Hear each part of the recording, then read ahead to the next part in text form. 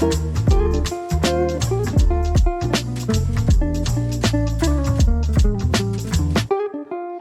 everybody. Today we have with us Hayley from Host My Home in Penzance. Hayley has been managing a portfolio of, I believe, 30 properties for many years now on behalf of hosts. And I'm sure she has some useful insights for hosts looking to improve their yield, operations, and their guest experience. So Hayley, welcome to the podcast and great to have you on. Thanks very much. Nice to be here. So as always, we like to start the podcast with your funniest guest story, please. Yes. Obviously, there's been quite a few of those. One that stands out really is we had some guests that had difficulty getting back into the property, so called us. It was an electric lock safe. And they were really, really anxious and a little bit panicked when we got there. And we were like, don't worry, we've got like an emergency code. We'll be able to get you back in. But it turns out the main issue is their new puppy was locked inside the house and they'd left it inside whilst they went to the shop. We used the override code anyway to try and get them back in, but it didn't work. And the puppy was locked inside for probably 2 hours. In the end, we had to get a ladder and go in the upstairs window at the back of the property. Not me, my brother-in-law did it, but yeah, they were a little bit stressed out, but they saw the funny side in the end when they got back in. Oh, bless. Was he okay? Was the puppy okay? Yeah, he's just nervous. Obviously, he was in a new home and new surroundings, and his mum and dad were locked outside. Oh, and there were no presents when you got in eventually? I think it had weed a couple of times in the entranceway, yeah. At least it wasn't a car. No, true. Very good, very good. So, yeah, in terms of your background, so just a bit of background on your listings, obviously your agency. So it's that you manage properties on behalf of hosts in the area of Penzance and Cornwall, and just how you got into the industry as a brief overview. Basically, me and my partner have got 2 properties ourselves, and we've been Airbnb-ing them since like 2015, I think it was. Wow. And they were going really well. And I've got young kids, and I worked for Virgin at the time, and I worked commuting from Penzance, which was really, really difficult. And I just wanted to be away less and less when I had the kids, really. So, but obviously still wanted to work. And it just fell into my lap, really. From that, I just started managing friends' properties, and then it just grew and grew from there. My sister, who runs the business with me, is a nurse, and she was in a similar situation. She's got 3 under 4. So she's up the wall, but her and her partner juggle things really well. And the 2 of us are able to work from home, work on the road, take the kids with us occasionally if we need to. So yeah, it works really great. Fantastic. And so it just sort of snowballed. I guess you got a lot of referrals from people in the area. Yeah, Penzance is a really small place, so everybody knows everybody here, and it's just word of mouth. And yeah, we managed to grow quite quickly. Our sort of goal from the beginning was to get to 30 and sort of stay there, so we can still offer that really good customer service and really good communication for the guests and for the owners. And you know, we've set the business up a lot better for ourselves now, so we probably could grow a little bit more if we want to, but we are quite happy and content as we are. Very good, very good. And did you do it more as a lifestyle business when you first set up? So you said in 2015 you had a couple of properties yourself, and it sounds like it was more like this is going to be a lifestyle business, but then it's kind of grown and escalated as you've been. Yeah, and it happened really quickly. So we started taking on clients, and like I say, we started with just a few friends, but then friends of friends were interested, and it just grew overnight. And sort of after COVID, when everybody was allowed to travel again, you know, people were selling up and moving away and wanting to put their house on the market, but you know, didn't want to run it themselves from wherever they were going to. They just got in touch with us. So yeah, it happened overnight. Fantastic. And so you've never really had to, I guess, go after new business necessarily. It's kind of come to you. I've heard of sort of local hosts with a similar situation where they started with a small portfolio of their own properties, kind of then actually actively going out. So approaching, for example, like estate agents, and trying to get people who are looking to acquire properties in the area, which are for obviously short-term. Yeah. But you haven't had to do any of that. It's basically just kind of, you're known in the We area. haven't. We've done a few leaflet drops and we've put our card on a few note boards. My partner Tom was actually an estate agent when we first started, but he left our contact details. We've had a few clients from that. We haven't really had to push the marketing side of things. Like I say, with it being such a small town, it is really word of mouth. But having said that, we are covering more and more of Cornwall now. For instance, we've got properties in Port Isaac and Morganporth and just a little bit further outside of Penzance. So, and that really has been just from our website. Right. Okay. So people are finding you on Google, Yeah. and then joining. Yeah. Yeah. That's great. And how do you find that in terms of managing the properties that are a little bit further away? Do you guys work with people in the local area, or is it all within a drivable distance? Yeah, so we sort of, in those properties, we'd normally sort of look for more of a housekeeper rather than just a cleaner. So someone that's happy to be on call late at night, say if the heating goes off or there's an issue with the Wi-Fi. We're always the first point of contact for the guest, but then we can physically send somebody to be there to try and rectify the problem. And a lot of the time it is just troubleshooting, a couple of things that we can do. And then we regularly go up to the properties. So we have one day a week, me and my sister, where we're both on the road all day, and we'll just try and visit everywhere if they haven't got guests in. Right. Oh, brilliant. So you're getting that personal time with the property as well, and using local housekeepers as and when you need them. Yeah. Yeah, really important, especially if it's been empty for a couple of weeks. Obviously, you need to go there and make sure that everything's as it should be before the next lot of guests come in.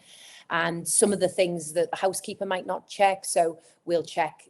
Like yesterday, we went and we did have issues with the Wi-Fi and the heating, so we've had to send people out there. So we just constantly have to keep our foot in the doors for all of the properties as well. But we enjoy that. Definitely, yeah. That's like the job, right? Peace of mind. So that leads us nicely onto like what a normal hosting day looks like for you. Like, are you doing a lot? Really different. Really different. If you ask me what a normal day hosting is like in November, it's wake up, have a cup of coffee, check my emails, do some guest reviews or answer some questions. If it's August, normally I'm woke up by a phone call and I run out the house like a headless chicken, trying to get to all the properties I need to sort things out. We've got a small laundrette as well, so we're constantly in and out of there, say from Easter holidays, really.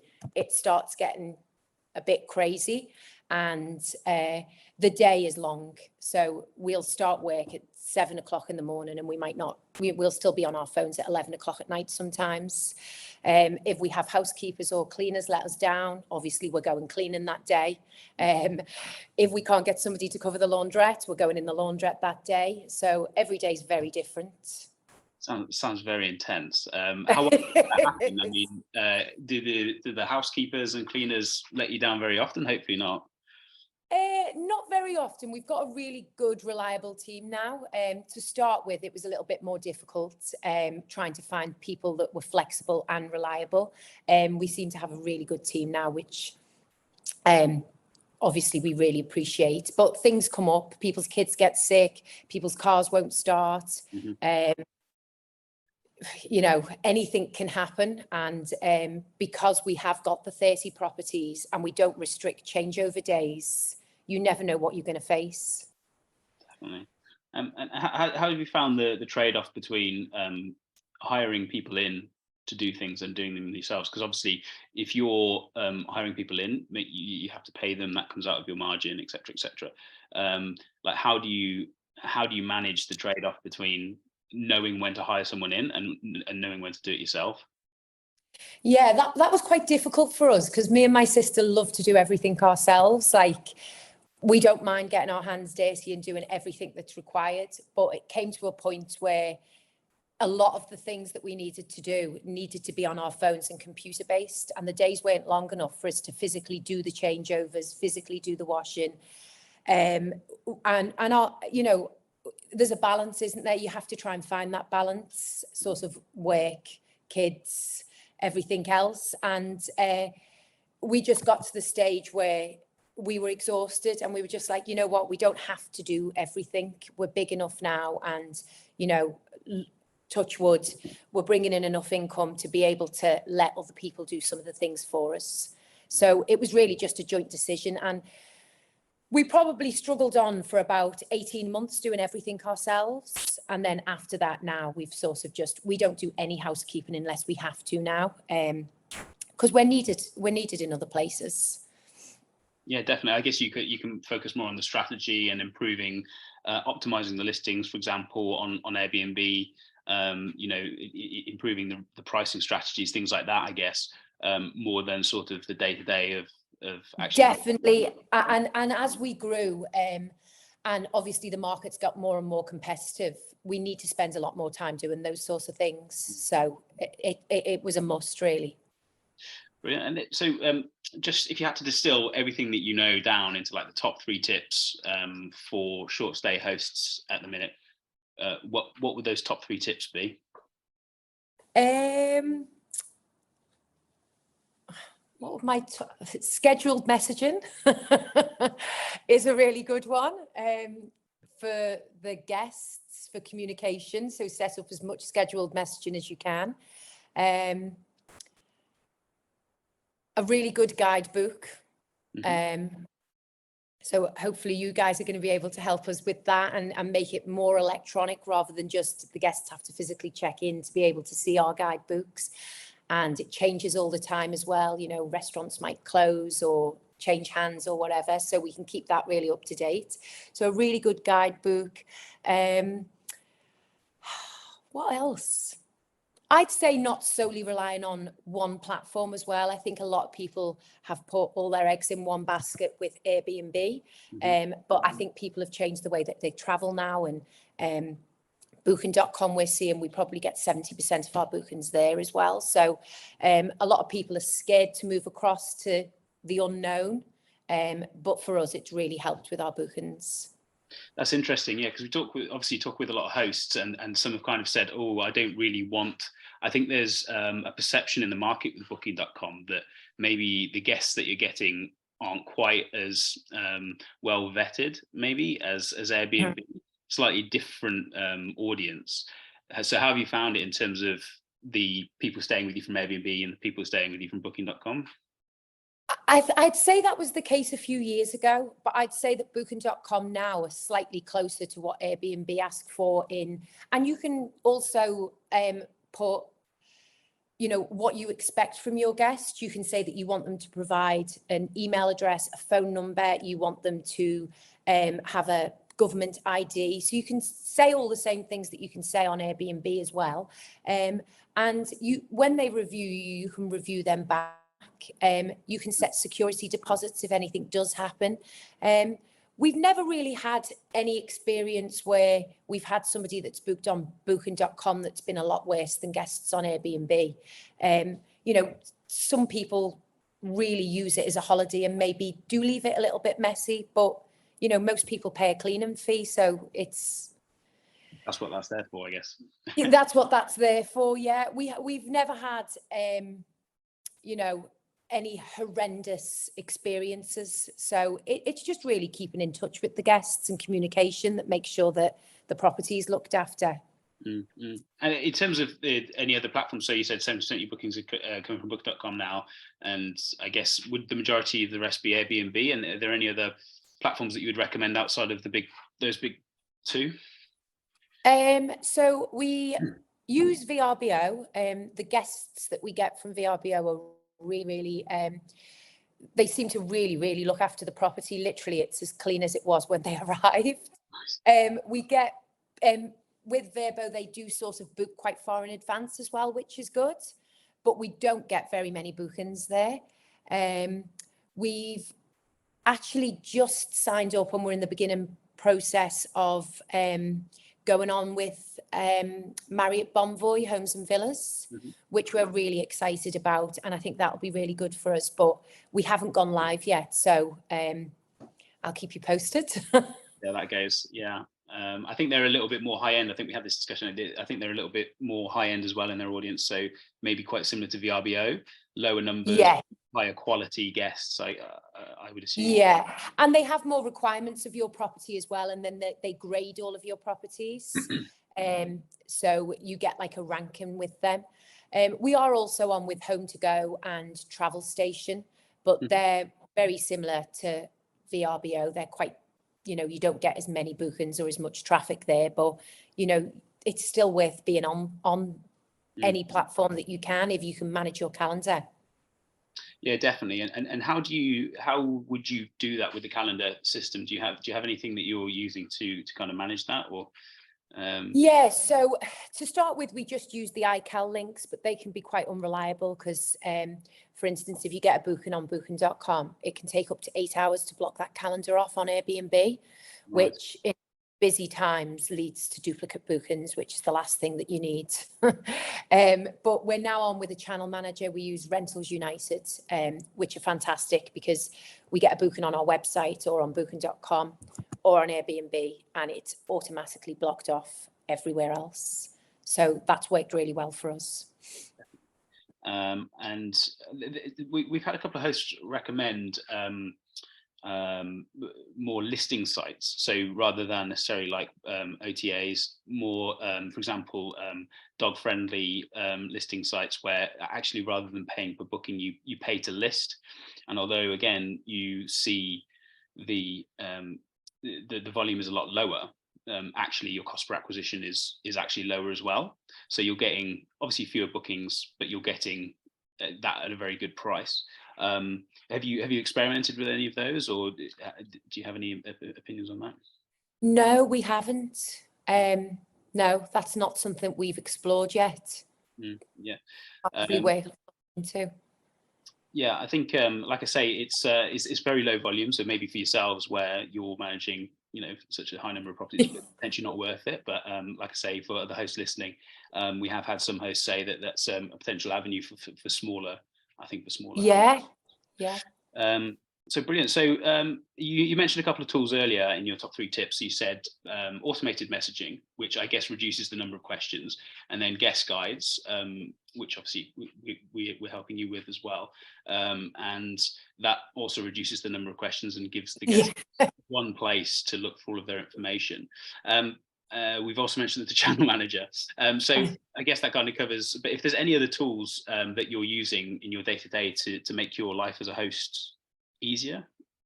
Yeah, WhatsApp, I suppose. WhatsApp's really, really helpful.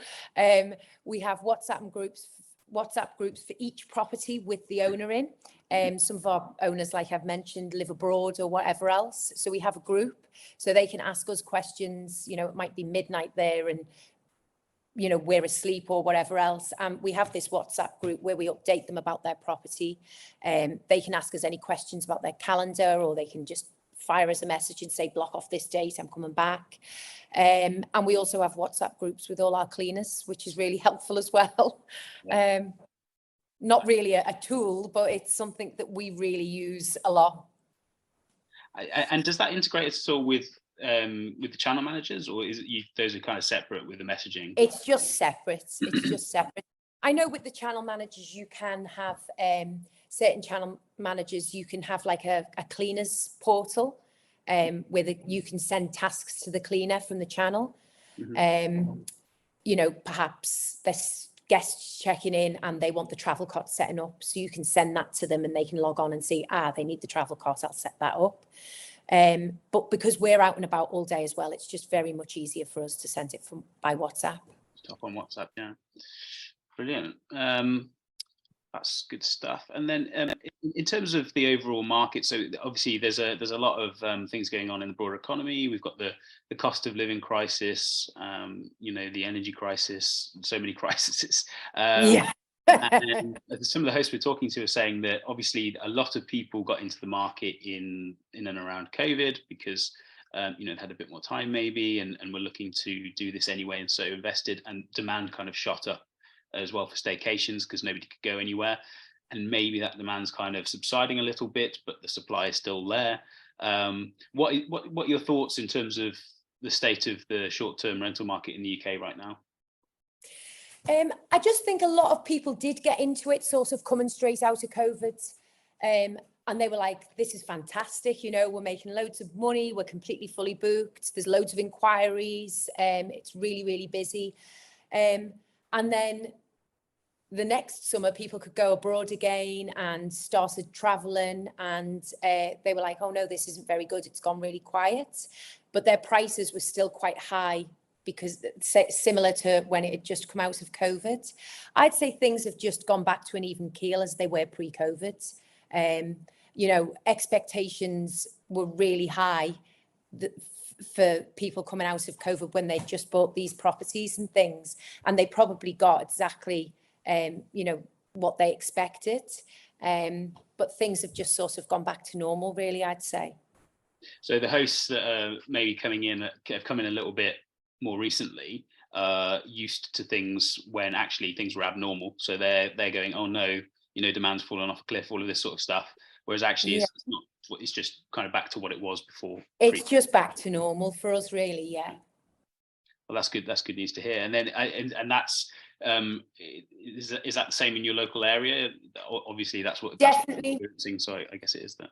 Definitely, we're really, really seasonal.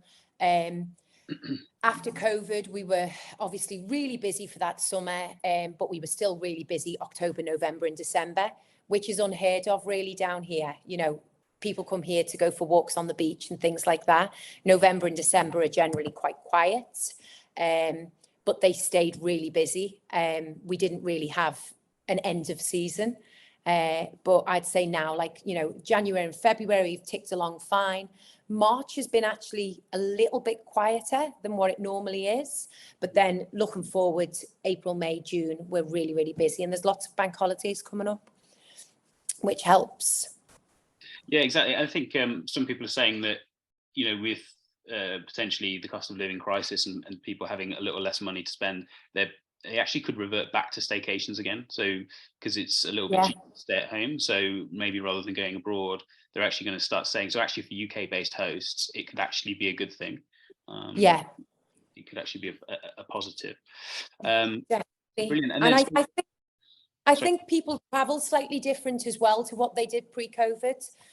We used to get a lot of 7-night bookings. People come all the way down to Penzance. It's really far away from anywhere. So they always used to stay for 7 nights. But I'd say that people like to split up their journey now and stay in a couple of different places. So they might come to Penzance for 3 days and then go to the Isles of Scilly for 4. So just being less restrictive as well with your minimum night stays will see you being busier, I'd say. Right. Okay, that's very interesting. So people are actually staying for shorter periods. But they're still coming, but they're staying for shorter periods. Yeah. Brilliant. And then, so for people who are looking to get into the market and maybe eyeing up a purchase of a new potential rental property, have you got any tips for them? Obviously, the state of the economy, etc., now potentially could not be ideal. But have you got any tips for people who are looking to enter the market and become hosts? Yeah. I'd say the top couple of things that you should look for really, which out of all of our properties, these ones tend to book first. So if you've got parking, it just makes things a lot easier for the traveller, and they would normally put that in as a filter. So if you can buy a property that's got a parking space, great. Anywhere with a view or an outdoor space is fantastic. And also, I think that a lot of the time people try to get more people into a property. So they'll say it sleeps 4 when really there's only 1 bedroom and you've got a sofa bed. I just think sometimes it's better to keep it as it is, as a smaller property. The smaller properties, certainly for us as well, tick over all year round, whereas the large properties are very quiet out of season. So although you can get more money for them in the summer because it sleeps more, if you look at it as a whole, the smaller properties probably earn exactly the same, if not a little bit more. Oh, that's very interesting. So actually, even though you probably spent less on the property, you're still earning similar. Your return's better, yeah. I guess that's probably because mainly it's there's fewer big groups going away, probably more couples coming from places like London for yourselves. Yeah. And then school holidays, so sort of out of season, you just say, oh, to your other half, should we go to Cornwall this weekend? Yeah, okay, let's pack the car and go. Yeah. But you've got all the kids and they're in school and you have to travel at certain times. It just becomes stressful and a big deal. So, it puts you off a little bit. It's like a bit of a mission, isn't it? Brilliant. Yeah, no, that's really useful. I think people who are looking to enter the market. And then we like to end the podcast on your second funniest guest story. So can you give us that, please? I'm not sure whether it's funny or a bit frightening, but we had guests stay last summer in one of our larger houses, and we had the neighbours on either side calling me, my sister, and the owners literally panicking, saying they think the house is on fire. We live really, really close to this property, so we were there within a few minutes, and I opened the garage door, probably shouldn't have, and it turns out there were 6 international travellers having a barbecue in the garage with the door closed. So there was smoke coming out of the house and all the neighbours were really scared. The owner actually was at a meal at the time. He's really, really laid back. He's actually a friend as well. And he sort of jogged back from the meal. I was just so relieved to see that they'd just lit the barbecue in the garage and it wasn't a fire. That's amazing. It must have been so smoky in the garage as well. I mean, they can't have been enjoying that. Just open and the strange thing is there's a really big garden with a decked area and gorgeous outdoor seating, so it made no sense. Was it raining? There was a little shower for a little while, but also there's a huge barbecue which they must have had to bring to the house through the house to get to the garage. It must have been from Spain or somewhere, and they were like, a little bit of rain, now we're going in, right? Yeah, yeah, crazy. Brilliant. Okay, Hayley. Well, thank you very much for your time, and hopefully there was some useful information for other hosts listening. And we'll speak again soon. Definitely. Thanks very much, Karen. Thank you, Hayley.